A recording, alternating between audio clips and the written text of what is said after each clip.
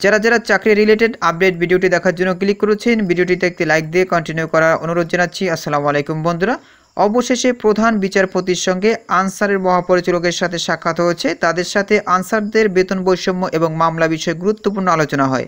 আজকের এই ভিডিওটির মাধ্যমে এই বিষয়ে বিস্তারিত তথ্য জেনে নেব। তাহলে চলুন মূল ভিডিওটি শুরু করা যাক। বন্ধুরা, মূল ভিডিওটি শুরু করার আগে বরাবর মতো ছোট্ট একটি রিকোয়েস্ট থাকবে, আপনি যদি আমাদের এই পরিবারের নতুন দর্শক হয়ে থাকেন, এরকম নতুন নতুন চাকরি related update, exam related update এবং সার্কুলার রিলেটেড ভিডিও সবার আগে পেতে আমাদের এই চ্যানেলটি সাবস্ক্রাইব করে পাশে থাকা বেল আইকনটি অন করে রাখুন পরবর্তী ভিডিও নোটিফিকেশন পেতে। আর যারা সাবস্ক্রাইব করেছেন তাদেরকে অসংখ্য ধন্যবাদ।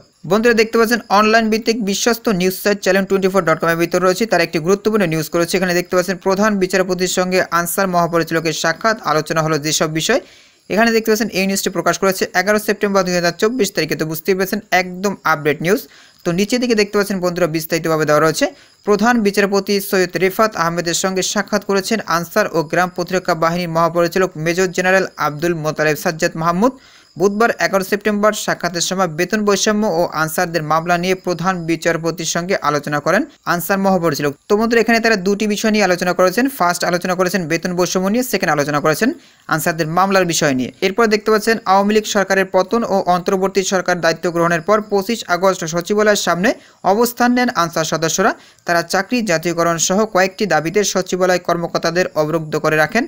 এরপর মধ্যে দেখতে পাচ্ছেন পরে বৈষম্য বিরোধী ছাত্র আন্দোলনের সমন্বয়ক সার্জিস আলম ও হাসানাত আবদুল্লাহকেও সচিবালয়ে আটকে রাখার খবরে রাত 9টার দিকে ঢাকা বিশ্ববিদ্যালয়ে একদল শিক্ষার্থী মিছিল নিয়ে সচিবালয়ে গেলে সংঘর্ষ শুরু হয়।